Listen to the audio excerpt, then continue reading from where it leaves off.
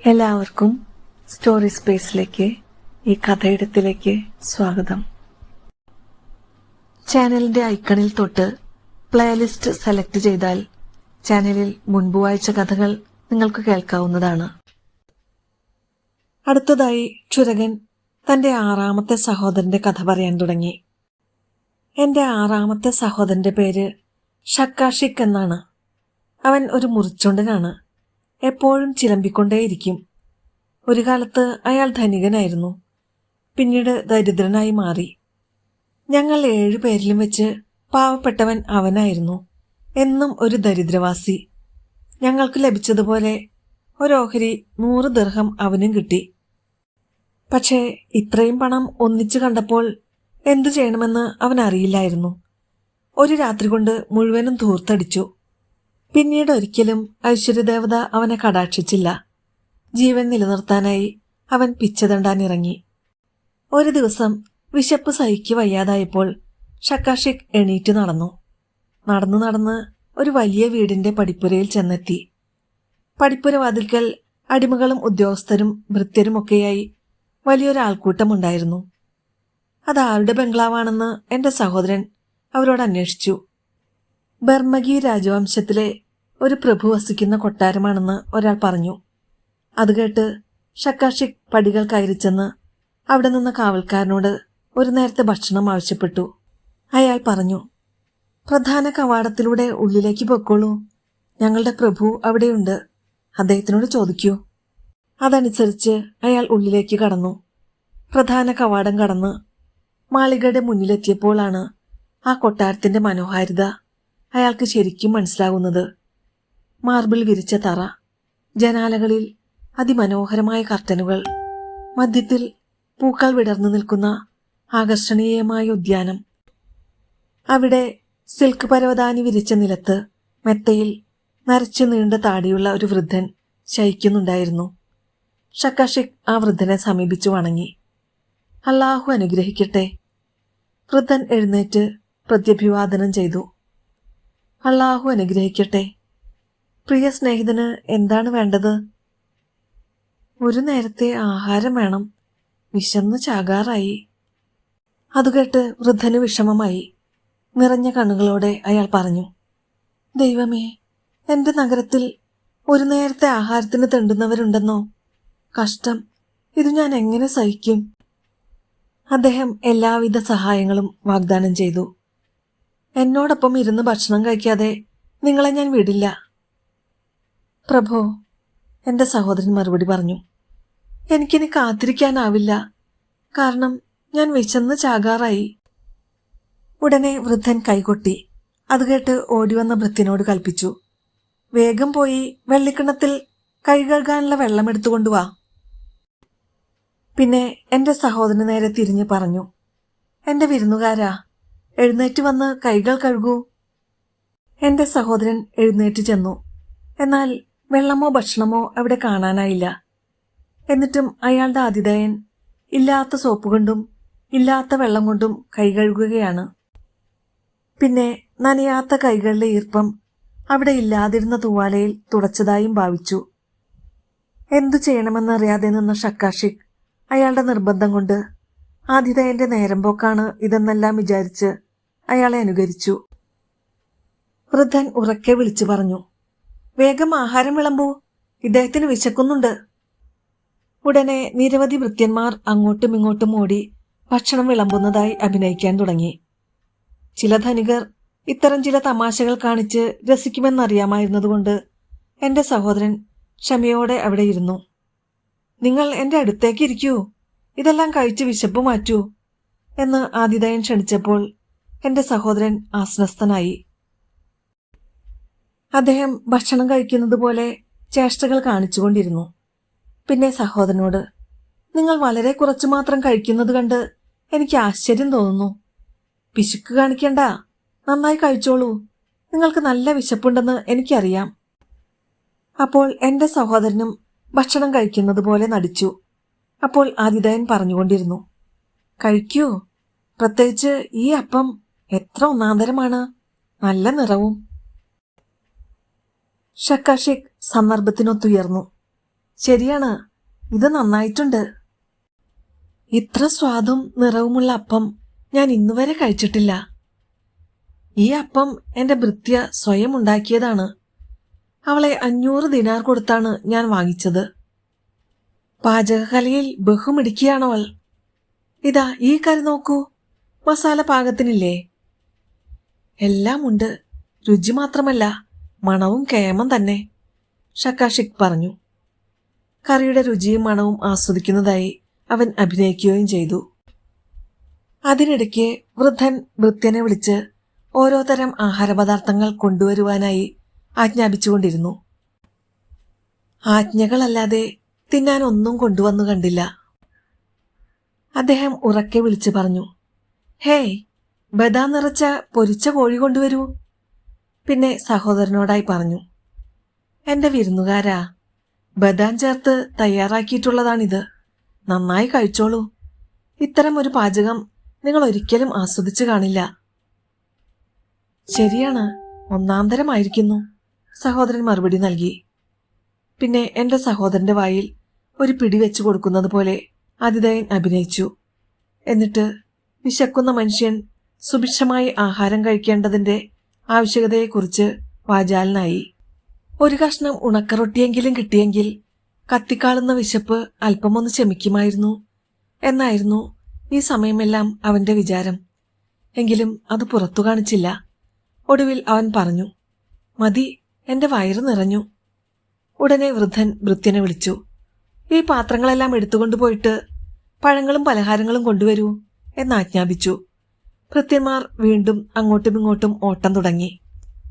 കുടിക്കാൻ ബദാം ചേർത്ത പനിനീര് മതിയോ അതോ ഓറഞ്ച് നീരോ? അല്ലെങ്കിൽ രണ്ടുമാവാം. ആരെവിടെ? കുടിക്കാൻ കൊണ്ടുവരൂ. ഇതിനെക്കുറിച്ച് എന്തു പറയുന്നു? ഈന്തപ്പഴവും കസ്തൂരിയും ചേർത്ത പുതിയ വിഭവമാണ്. കൊള്ളാം, പക്ഷേ എന്റെ അഭിപ്രായത്തിൽ കസ്തൂരി അല്പം കൂടിപ്പോയില്ലേ എന്നൊരു... ഞാൻ പറഞ്ഞു. ഹേയ്, കൂടിപ്പോയതല്ല, ഇതാണ് അതിന്റെ പാകം. മടിക്കേണ്ട സ്നേഹിത, വയറു നിറയട്ടെ. വെറുതെ ചവയ്ക്കുന്നതായി അഭിനയിച്ച് എന്റെ സഹോദരന്റെ താടിയെല്ല് വേദനിച്ചു തുടങ്ങി. യജമാനെ, മതി മതി, വയറ് നിറഞ്ഞു. ഇത്ര പെട്ടെന്നോ? ആ, എന്നാലിനി വീഞ്ഞു കൊണ്ടുവരാൻ പറയാം. ഉടനെ വീഞ്ഞും പാനപാത്രങ്ങളും കൊണ്ടുവന്നതായി സങ്കല്പിച്ച് ആതിഥേയൻ പാത്രം നിറച്ചു. ഇതാ, ഈ വീഞ്ഞിനെക്കുറിച്ച് എന്താണ് അഭിപ്രായം? സഹോദരൻ അത് കുടിച്ചതായി നടിച്ച് അഭിപ്രായം പാസാക്കി. അസലായിട്ടുണ്ട്. അയാൾ വീണ്ടും വീണ്ടും വീഞ്ഞു കുടിക്കുന്നതായി അഭിനയിച്ച് മത്ത് പിടിച്ചവനെ പോലെയായി. പെട്ടെന്ന് അയാൾ ആതിഥേയന് മേൽ ചാടി വീണു. അദ്ദേഹത്തിന്റെ പിടലിക്ക് ഒറ്റ അടി വെച്ചു കൊടുത്തു. രണ്ടാമതും ഇടിക്കാനായി വൃദ്ധനു നേരെ പാഞ്ഞെടുത്തു. ഗൃഹസ്ഥൻ ഉറക്കെ നിലവിളിച്ചു, എന്താണിത്, വൃത്തികെട്ടവനെ! എന്റെ സഹോദരൻ പറഞ്ഞു, യജമാനെ, പൊറുക്കണം, അങ്ങെനിക്ക് ഭക്ഷണം തന്നു. കോഴിയിറച്ചിയും ആട്ടിറച്ചിയും പലഹാരങ്ങളും പഴങ്ങളും തിന്ന് എന്റെ വയറ് നിറഞ്ഞു. അങ്ങു തന്ന വീഞ്ഞ് കുറച്ചധികമായി. എന്റെ സമനില തെറ്റിപ്പോയി. വീഞ്ഞിന്റെ ലഹരിയിൽ ഞാൻ അരുതാത്തത് വല്ലതും ചെയ്തിട്ടുണ്ടെങ്കിൽ ക്ഷമിക്കണം. അത് കേട്ട് വൃദ്ധൻ പൊട്ടിച്ചിരിച്ചു. മിടുക്കൻ! എന്റെ വളരെ കാലമായുള്ള മോഹമായിരുന്നു ആളുകളെ കളിപ്പിച്ച് രസിക്കുക എന്നത്. എന്റെ കൂട്ടുകാർക്കിടയിൽ അങ്ങനെ കളിക്കാൻ ശ്രമിച്ചെങ്കിലും നീയൊഴിച്ച് മറ്റാർക്കും എന്റെ കളിയാക്കൽ സഹിച്ചിരിക്കാൻ കഴിഞ്ഞില്ല. അതുകൊണ്ട് ഞാൻ നിന്നോട് ക്ഷമിക്കുന്നു. നീ ഇനി എന്റെ ഉറ്റ സുഹൃത്തായിരിക്കും, സത്യമായിട്ടും. എന്നെ ഒരിക്കലും വിട്ടുപോകരുത്. പിന്നെ ഭൃത്യന്മാരെ വിളിച്ച് തീന്മേശ സജ്ജീകരിക്കാനായി അദ്ദേഹം ഉത്തരവിട്ടു. സാങ്കല്പികമായി ഞങ്ങൾ കഴിച്ച എല്ലാ വിഭവങ്ങളും നിരത്താനായി അദ്ദേഹം കൽപ്പിച്ചു. അദ്ദേഹവും എന്റെ സഹോദരനും ഒന്നിച്ചിരുന്ന് മതിയാവോളം കഴിച്ചു. പിന്നെ അവർ മദ്യശാലയിലേക്ക് നീങ്ങി. മാംസവും മധുരപലഹാരങ്ങളും പഴങ്ങളും വീഞ്ഞും ഉൾപ്പെട്ട വിഭവസമൃദ്ധമായ ഭക്ഷണം കഴിഞ്ഞ് ഹൃദയഹാരിയായ സംഗീതം ആസ്വദിച്ച് അവർ ഉല്ലസിച്ചു. ആ പ്രഭുവിന്റെ കൊട്ടാരത്തിൽ 20 വർഷം അല്ലലറിയാതെ എന്റെ സഹോദരൻ താമസിച്ചു. ഒടുവിൽ വൃദ്ധൻ മരിച്ചു. അദ്ദേഹത്തിന്റെ സ്വത്ത് മുഴുവൻ സുൽത്താൻ കണ്ടുകെട്ടി. എന്റെ സഹോദരന്റെ സമ്പാദ്യം പോലും രാജാവ് പിടിച്ചെടുത്തു. കയ്യിൽ ഒരു പൈസ പോലുമില്ലാതെ അയാൾ സ്ഥലം വിട്ടു. എന്നാൽ അയാൾ മറ്റൊരു പട്ടണത്തിലെത്തുന്നതിനു മുമ്പ് കാടന്മാരായ അറബികൾ അയാളെ പിടികൂടി ബന്ധനസ്ഥനാക്കി അവരുടെ താവളത്തിലേക്ക് കൊണ്ടുപോയി. അയാളെ അവർ ക്രൂരമായി പീഡിപ്പിക്കാൻ തുടങ്ങി. ജീവൻ വേണമെങ്കിൽ പണം കൊണ്ടുവാ, അല്ലെങ്കിൽ നിന്നെ ഞാൻ കൊല്ലും, എന്റെ സഹോദരൻ കരഞ്ഞുകൊണ്ട് മറുപടി നൽകി. എന്റെ പക്കൽ ഒന്നുമില്ല, ഞാൻ നിങ്ങളുടെ അടിമയായി ഇവിടെ കഴിഞ്ഞോളാം. കൊള്ളത്തലവന്റെ ഭാര്യമാരിൽ ഒരു സുന്ദരി ഉണ്ടായിരുന്നു. കറുത്ത കണ്ണുകളുള്ള ഒരു മദാലസ. ഭർത്താവില്ലാത്തപ്പോൾ അവൾ എന്റെ സഹോദരനുമായി അടുക്കാൻ ശ്രമം നടത്തി. പല ആനുകൂല്യങ്ങളും വാഗ്ദാനങ്ങളും നൽകി.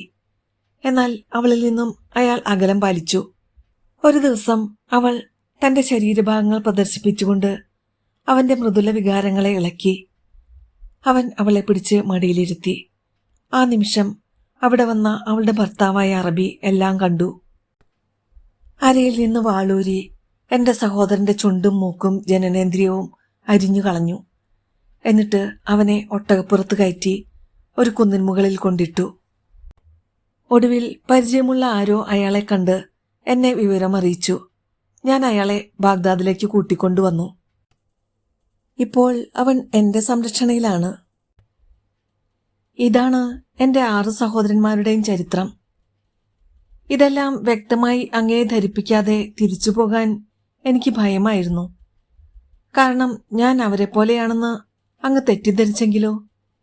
ഇപ്പോൾ അങ്ങയ്ക്ക് മനസ്സിലായല്ലോ, എനിക്ക് 6 സഹോദരന്മാരുണ്ടെന്നും അവരെക്കാൾ ധർമ്മിഷ്ഠനും സത്യസന്ധനുമാണ് ഞാനെന്നും.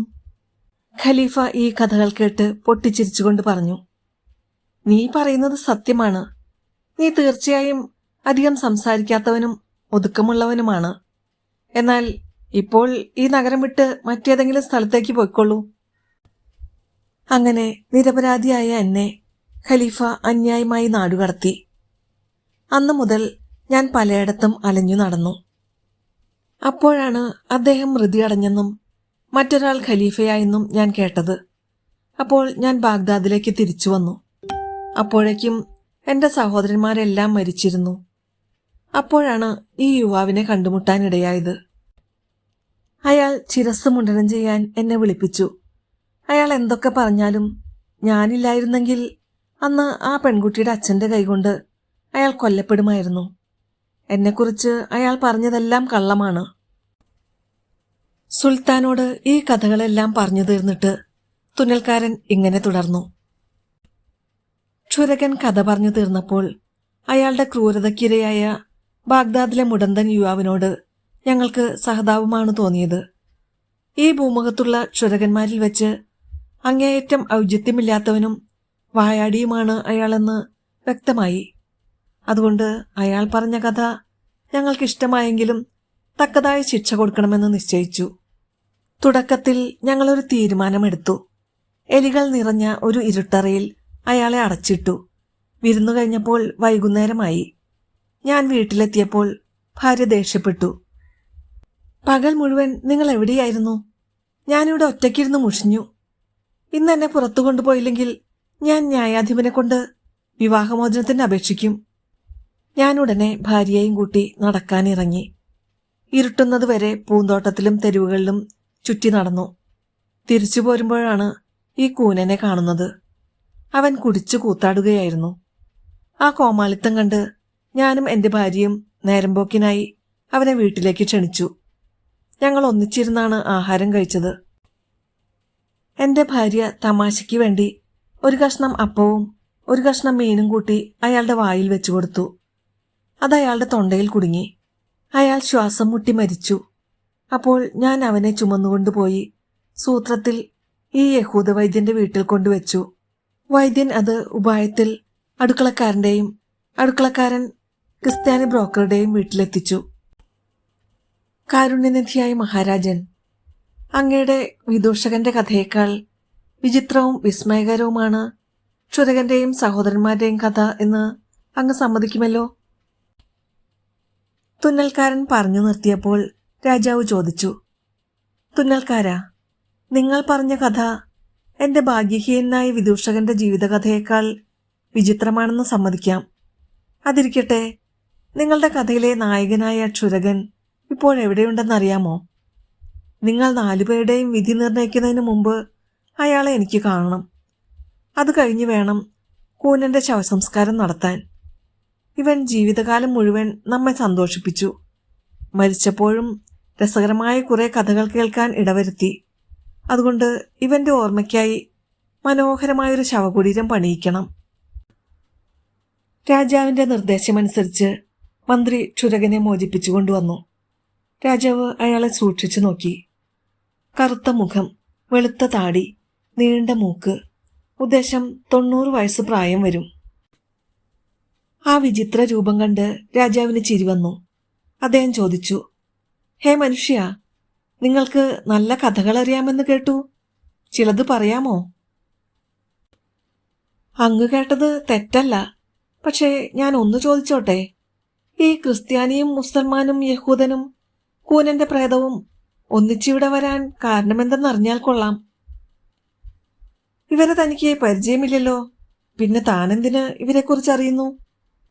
അയാൾ മറുപടി പറഞ്ഞു, അതായത് ഞാൻ ഔചിത്യമുള്ളവനും എന്നെ സംബന്ധിക്കാത്ത ഒരു കാര്യത്തിലും തലയിടാത്തവനും ജിജ്ഞാസയില്ലാത്തവനുമാണെന്നും ചിലർ അകാരണമായി ആരോപിക്കുന്നത് പോലെ വായാടിയല്ലെന്നും തെളിയിക്കാനാണ്. ക്ഷുരകന്റെ വാക്കുകൾ രാജാവിനെ പ്രീതിപ്പെടുത്തി. അദ്ദേഹം കൂനന്റെ കഥ അയാളോട് പറഞ്ഞു. കൂനന്റെ മരണകാരണം എന്തെന്നറിഞ്ഞപ്പോൾ അയാൾ അപേക്ഷിച്ചു, ഇത് അതിശയമായിരിക്കുന്നല്ലോ.